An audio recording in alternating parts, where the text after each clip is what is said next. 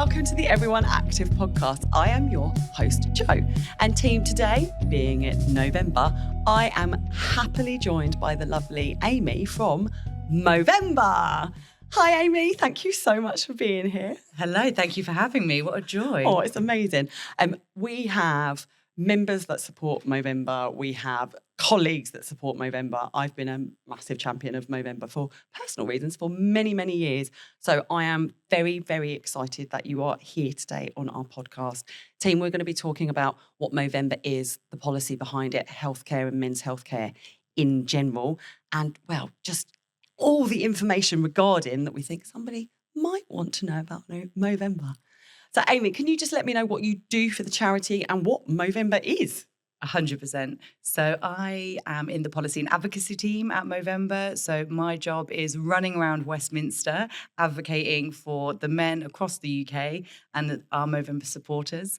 And I'm based in the London office, so I'm really thrilled to be up here in Harpenden, where it's lovely and sunny today.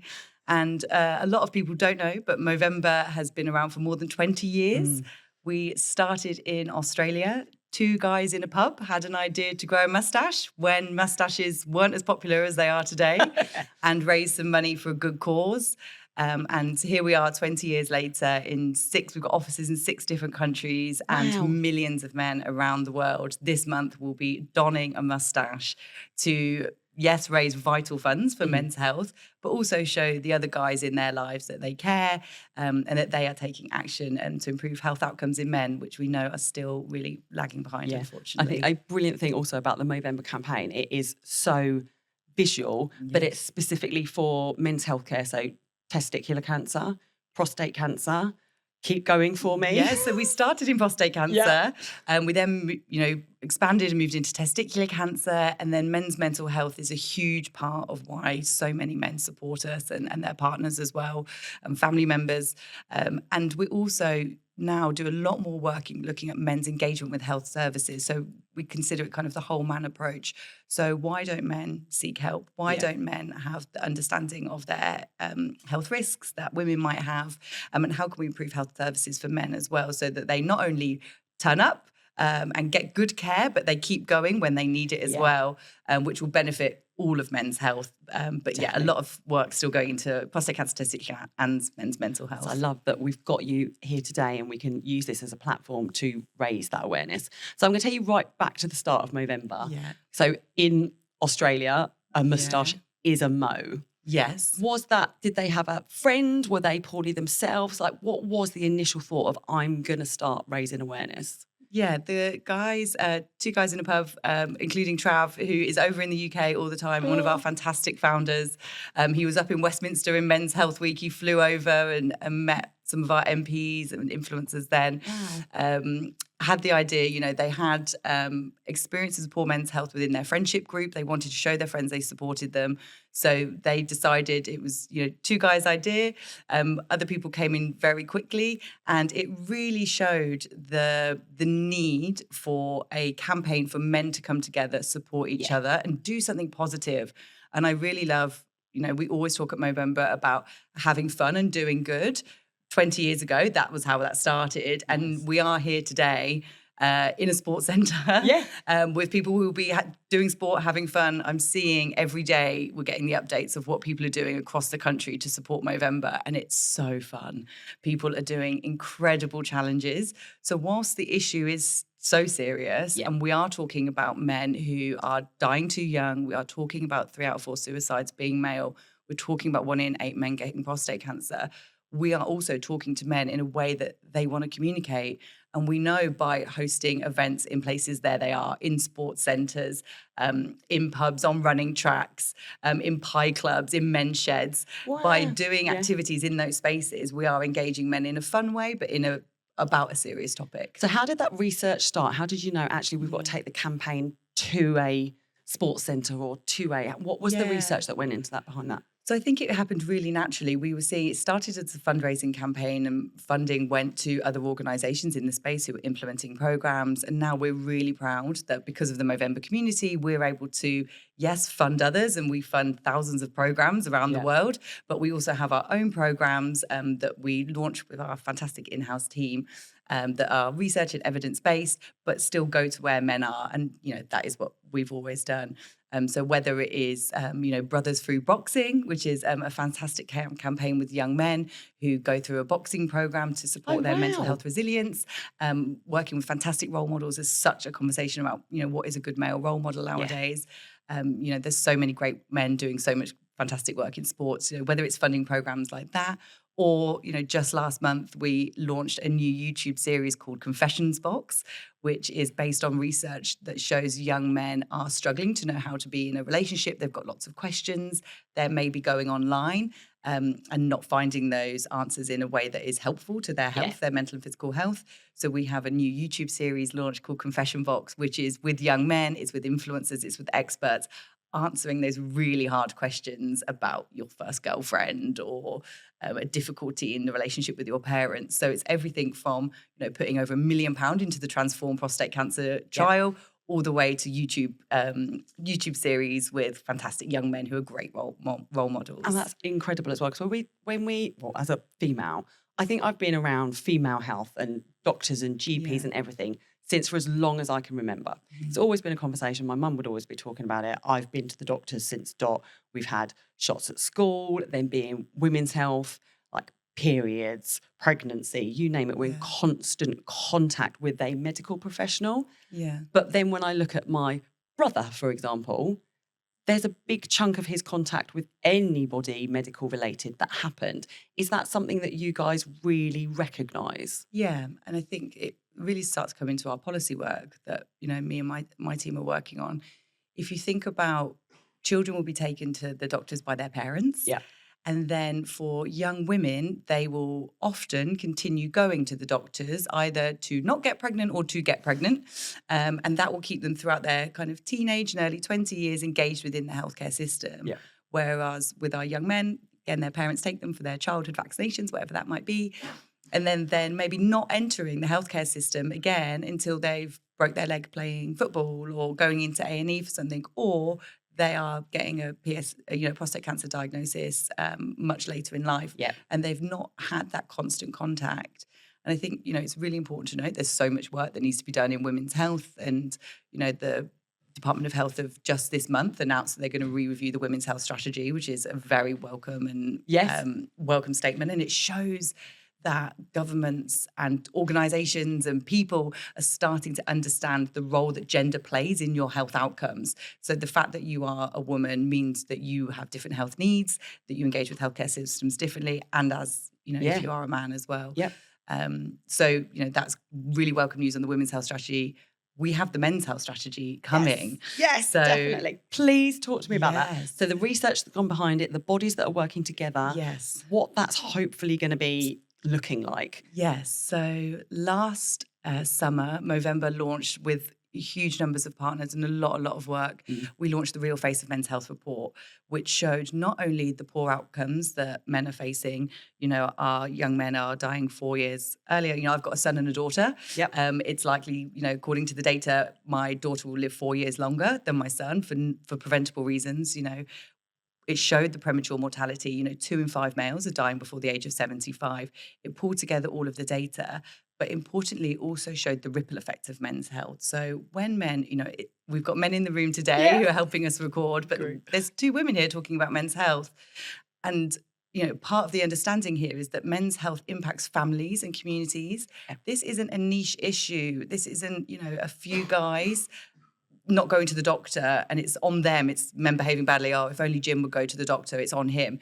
This is an issue that's affecting 50% of the population and is then impacting the other 50% of the population. Ripple so effect. We know there is this ripple effect, and we care about the men in our lives, our husbands and our dads and our colleagues and our brothers, and we want them to be well. Yeah. So the report was called The Real Face of Men's Health, and it had all of the data. We did loads of research with men around how they're engaging with health services, what they want to see, their lower health literacy, their lower levels of attainment. They're not taking their NHS health check. Men aren't turning up for that. They're not aware of it. But it also showed the ripple effect. So we spoke to women and said, what would you like to see? And it also showed the cost of poor men's health on the economy and society. So we pulled all of that together. Fantastic support from our community and other partners. We called for a men's health strategy alongside so many other organisations. Yeah. We went through all the corridors of power, health select committee meetings, all of that stuff that's in my world. And in November last year, we had a fantastic MP who stood up in the House of Commons and called on the Health Secretary to host a summit with Movember and our partners. We had the Secretary of State down at a big football stadium, and he announced then that there would be a men's health strategy for the UK. And this is the first men's health strategy for the UK, and it's made possible by people who are supporting men's health charities. We're waiting for it to come out. We haven't seen it yet. We've had an announcement just this month about they're relooking the women's health strategy, which is fantastic. Again, that understanding of gender. We're waiting for the men's health strategy to come. And I think it's important to note this isn't the first one in the world. You know, Ireland have got a men's health strategy. Australia have got a men's health strategy. They're seeing real progress and investment in those countries. And there's so much that the UK and, you know, the men's health strategy will be for England can be doing to look at that population level of what we can be doing to improve these outcomes for men. It is. So being a female, I absolutely was affected by that ripple effect. And I'm really excited by this strategy that's coming out. So I don't know if people will know my background in relation to being a Mo sister, I like to call myself. So back in 2009, I wanted to do a challenge. I was at a stage in my life where I was like, I just need to do something big. I need to grow. I need to do something. Which also, by the way, squad, we are in U+ Brain Month, and it is psychological grit. So trying new things, doing difficult things. But I mean, yeah, Great Wall of China was my chosen challenge. Not the entire wall. I might still be there now, but a big chunk of it. I think we did 100 miles of it. And I was like, okay, if I'm doing this, I'm also raising money for charity. Like, if I'm going big, let's go big. And at the time, there was loads and loads of campaigns out there, which I'm never going to knock. Anything that raised awareness is brilliant. But they were all female focused, all cervical cancer, all breast cancer. And I was like, what about the men? Like, if it wasn't for my dad, I wouldn't be involved in sport. My brother was like my best mate. My uncles have brought me to numerous sporting events. I was like, I'm going to do something for the guys. I'm going to be that girl that's going to shove my flagpole in the ground. And so I started raising money for prostate cancer. And then from on the wall walk, I met a girl called Carly, hi Carly, who was climbing Kilimanjaro the next year. And she was like, I'm not going to get to summit unless you sign up and do it with me. And I was like, okay, one challenge after the next, let's roll with it. But I was like, okay, I'm raising money for prostate cancer. Yeah. Dad, if I get to the summit of Kilimanjaro, you have to go and have your PSA test. And he's like, what's a PSA test? I'm like, it is a test that you can go to your doctor for. It's going to test levels in your blood. So it's a blood-based test. Yep. And it's going to read as to whether what your hormones are doing. Your proteins, from your prostate. And he was like, oh. And I think it was it's a blood test. Yeah. It wasn't an invasive test. No. And that was one thing that he was like, oh, okay, maybe. But then I was like, you really should have been doing this beforehand. You are of the age that you need to start doing this. So I got to the summit of Kilimanjaro. It was amazing. It was one of the hardest things that I've ever done. But I now know why it was one of the hardest things that I've ever done. Came down. He went to the doctors. Good old irony, it came back, his PSA was high, it was incredibly high, he had to start treatment straight away. So he is now positive for cancer. And I was like, bit of head spin moment, but at the same time I was like, wow, if I hadn't have done that, he'd never have gone to the doctors, we'd never have got those results, so he would never be in treatment. I did lose my dad the year after, but he was incredible the whole way through. And I saw that ripple effect because he went, his brother went, my uncle went, the mates from the pub went, the mates from the golf club went. And yeah, losing him was one of the hardest things. In fact, probably the hardest thing that I've now had to go through.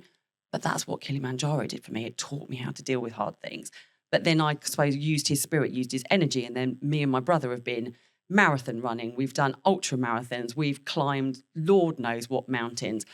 And the gorgeous thing is there's always been a strong friendship group supporting us. And the fact that then Movember just became so big, you'd see mates at work would start growing moustaches. Us girls would be doing, I don't know, another mountain, a trek and anything.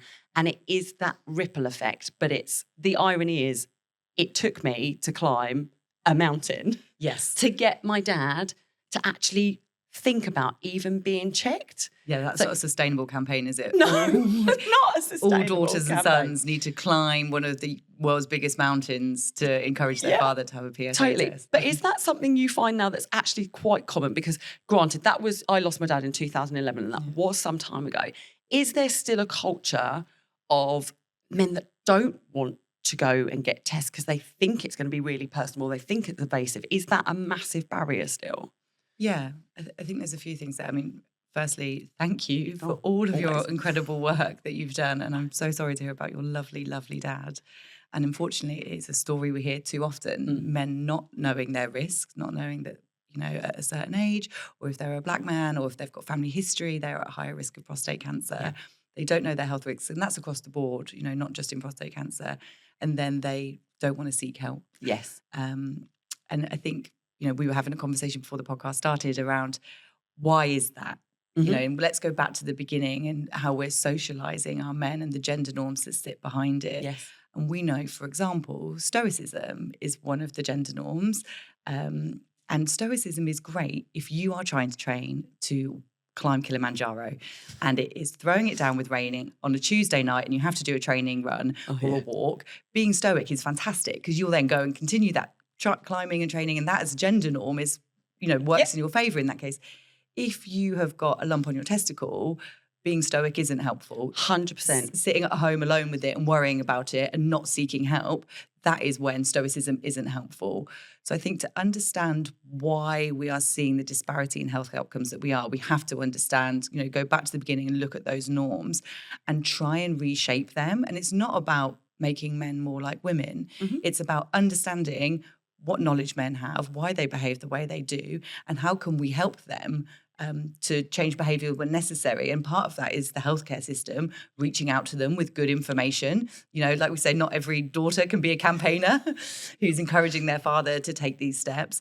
Part of it is the conversation that we're having in culture. And part of it is also men's experiences of healthcare services. Yes. We know, and this is especially true when it comes to mental health, the amount of work it takes for a man to recognise the signs that he is struggling with his mental health, come over all of those, gender norms around stoicism, self-reliance, then go and seek help, which is incredible. If that man doesn't then have a good experience, he's not coming back. And one of the stats that really always surprises me is a piece of research done out of University of Manchester around the number of men in 2017 who took their own lives who were engaged with the healthcare system.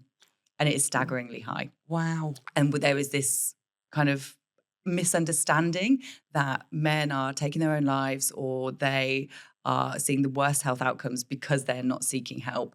That is part of the reason, but there is also a lot of men who are seeking help and aren't getting the services and the help and the support they need.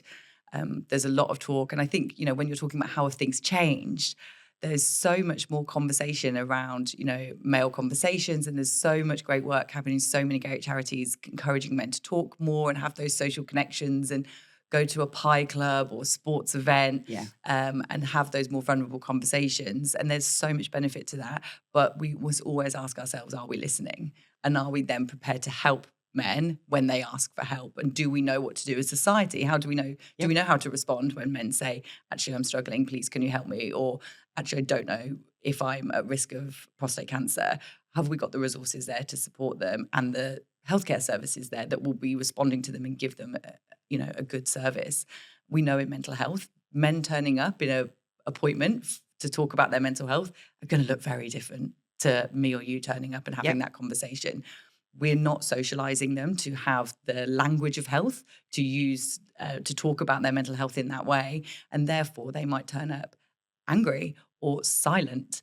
And we need to be training our clinicians to understand how to respond to that and help them and make sure the services are in place. Yeah. And that service might be a sports program in their local community. They might be suffering from social isolation and need peers, other men that they can be talking to, or it might be, a clinical pathway of professional help and therapy.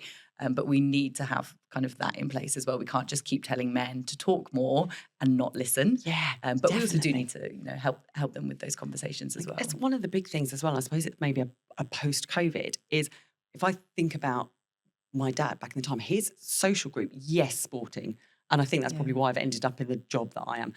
By the way, I was not in any which way, shape, a PT, a fitness instructor, anything when I did the Great Wall of China or Kilimanjaro. I was like, come on, let's just do this. Yeah. So you can, team, you can try it.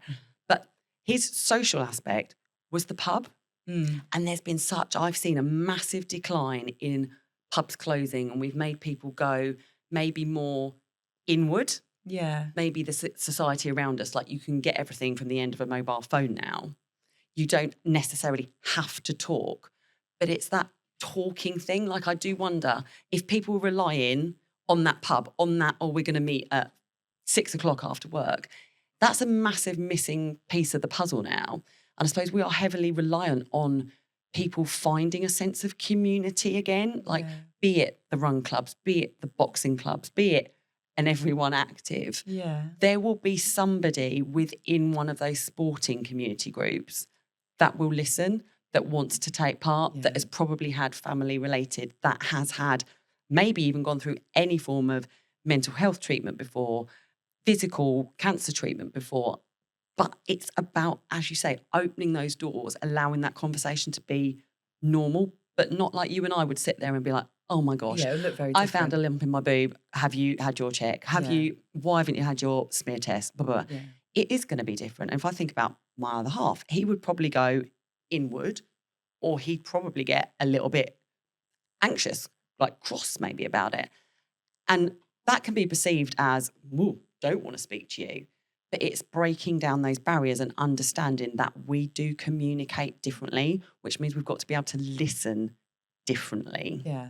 Yeah, and provide those spaces. I think, what you're talking about is the decline of third spaces, right? That isn't home and it isn't work.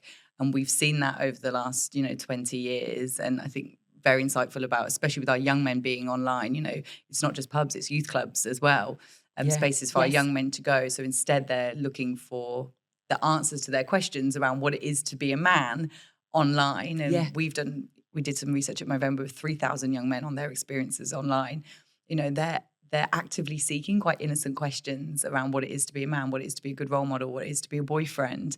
And the content that they're being served isn't always helpful. And in fact, it's very mainstream content, and we're seeing there is a link between, poor health outcomes physically and mentally as well. So if you're looking at content around steroid use, for example, as we're sat in a gym, we've got the data to show that men are getting this content served to them online, and that is not helpful. So that's why we're looking at, what is the alternative content in those spaces? But the answer isn't just online. You're completely right. We are also looking at what are the third spaces that men can go to have those conversations. And programs like Ahead of the Game, which we roll out across the whole country, is about going into youth sports clubs, working with sports professionals who we know our young men see as role models, and they're also just fantastic humans, who are going into the places where our men are. They're talking to them about how to spot the signs of poor mental health and also mental resilience. And they're using the language of sport. We talk about mental fitness because that is something that, in the sports world, sometimes you're fitter in the summer than you are in January. Your mental fitness is the same. It goes up and down, but being aware of that and using the language of sport is so helpful. But that program not only talks to those young men, it talks to their coaches and it talks to their dads and their mums as well. So we're creating that infrastructure around young people and the community to be able to understand the signs of poor mental health and become more resilient. And that won't work online. Yeah, that isn't something that's transferable. So I think, yes, we need to look at what's going on in the online spaces, but also, you're so right, having those in-person conversations looks very different and making those space for men to do that. And that is what I love about the Movember campaign. I mean, we work all year round. That's my least favourite question of what do you do for the other 11 months of the year? It's like, a lot of work, I promise. So much. But during the month of Movember, we see all of these walking, talking billboards of the moustaches growing, and you see men coming together like, are you doing Movember? Guys at the office who maybe have never spoke to each other and they're doing it because one sports club's doing it and someone else is doing it for their dad. And they're starting to have conversation. Why is it that you do Movember? Because of my dad. Well, I'm doing it because I'm, worried about my brother. And, and then you see that bonding over hair on the upper lip. It's fantastic. And it's the same with people doing challenges and marathons and coming together. It's a lot of work, but it is also giving that time and space to have that conversation. Which is so So important. Definitely. So team, that is actually Movember. So if you are walking around and you're noticing people are growing moustaches and they're like, did you have that last week? No, that is the whole fundamental visual campaign of Movember is to grow. And now it's slightly changed as well. And now it's different types of, it's like creative, people wacky. Go wild. We get the handlebar moustaches. We get my husband's got the biggest, bushiest ginger moustache that comes through every year. But we always say that the worst moustaches save the most lives. So if yours isn't a Phil big bushy moustache, please don't hold back. No. We love every moustache. Yeah, totally. Every moat saves a bro. Say that again. Every moat saves a bro. So yeah, and there's also people, if you want to support Movember this year, you can grow a moustache. Mm-hmm. We won't be growing moustaches. Yep. So I will be moving for Movember this year. I'm doing a lot of cold water swimming, but also hosting events as well, to your point around bringing people together. Yeah. A lot of people are coming together to host some incredible quiz nights, sports events, dinner parties, whatever it might be, to support the campaign this year. What is the craziest challenge that you've ever seen undertaken for Movember? I'm putting you on the spot now. I am always shocked by the tattoos. So there's incredible challenges, and there was a fantastic student last year who was going up and down Arthur's Seat in Edinburgh with like huge amounts of weight on his back. And one of our supporters, James, has just done an incredible walk across the country. So there's like this epic type of challenges. Huge. But every year we get photos of the tattoos, and I'm just blown away by them. Some of them are huge. We saw one the other guy, full mohawk and a big Movember moustache on the side of his head. And that always, I can't like it enough on social media. Yeah. There's not a big, strong enough emoji to say like, wow, this is incredible. Permanent campaign now walking around, which is amazing. We were, and I love this, we've gone from pubs to third space, and you mentioned third space. Yeah. I work within and for Everyone Active, and I totally see this as a third space for guys, for families, for anybody with a connection with the man. Is that something that you're seeing policy-wise as well? Yeah, most definitely. There's a fantastic sector of, the sports world, but also the gym space as well. And it's a great opportunity for, guys to come together. And, whether it's a workout together or going for a swim together or with their family. But it's also, that link between physical and mental health. So, Movember looks at the whole of men's health, but we know if guys are mentally struggling, and for a lot of our community, they will say the thing that they need to do for their own time and their own kind of sanity is to spend a little bit of time at the gym and a little bit of self-care. And that supports them both mentally and physically as well. So, we need guys to stay strong and fit. The leading cause of premature mortality in the UK is cardiovascular disease for men. 2 in 5 men are dying before the age of 75. So yes, being in the gym to keep physically fit, but we also know it supports your mental health and also your social connections and your sense of community as well. So, places like gyms are beneficial in so many ways beyond just a six-pack that me and my husband have never managed to achieve through our gym membership. Don't. I think the great thing as well about us being that third space, so third space is home, work, what is your third space? Yeah. And third space, we'd love to consider ourselves as Everyone Active as that third space. But the beauty of the Movember campaign is it's so visual. There might be a member walking through that just comes here to swim, but if he's walking past a member that's just come from the gym, there's that little nod, there's that acknowledgement, and there's that connection of actually, I know exactly what you're doing and why you're doing it. I've got goose pimples talking about it because it's such a visual campaign that it is that magic of community building. It is that breaking down barrier that actually, there is somebody like me. That conversation starter. Totally. It's definitely that. And also the big beards disappearing. That's when Movember started, moustaches weren't so popular as they are now. Now it's these huge, giant, bushy beards that people have become iconic for, or great moustaches all being shaved down at the end of October. So that, with a lot of mirrors in the gym spaces, I'm sure some people will be getting some looks of, who is that guy who normally has a full beard? But again, a great way to start a conversation about a great cause and why they're supporting it. So Amy, whilst we've got you, can you let our listeners know how they can go about supporting Movember or even just raise awareness if they're not going to join in with moustache growing? What can we do? Yeah, definitely. So if you want to support the campaign, you can, of course, grow a mustache if you're able to, but you could also move for Movember. So we've got lots of incredible challenges, walking 60K. You can also host an event in your local community, which would be fantastic. If you see other people doing these things for Movember, get behind them, show their support, but also just check in with a guy in your life. Completely. Ask them how they're doing, ask them when the last time they went to their doctor was, check in on their mental health, and use it as an opportunity as that conversation starter. And for more details, go to Movember.com, where we have all the information you need to support this year's campaign. So team, we will also be putting a link when we release this podcast. We will be linking it back to the Movember site, so you can find all information on there too. Amy, thank you so much for joining us and spending time to talk about this, because it's such an important awareness campaign that we need to just keep pushing. So thank you. Thank you so much. Team, if you have any questions at all in regards to policy, in regards to clubs, in regards to fundraising, anything that we've spoken about, please drop us an email, podcast@everyoneactive.com, and we will make sure they get over to Amy and the team at Movember, and we will get back to you. Once again, thank you so much for being here. Thank you for having me. It's been great. My pleasure. And team, this is a really important podcast.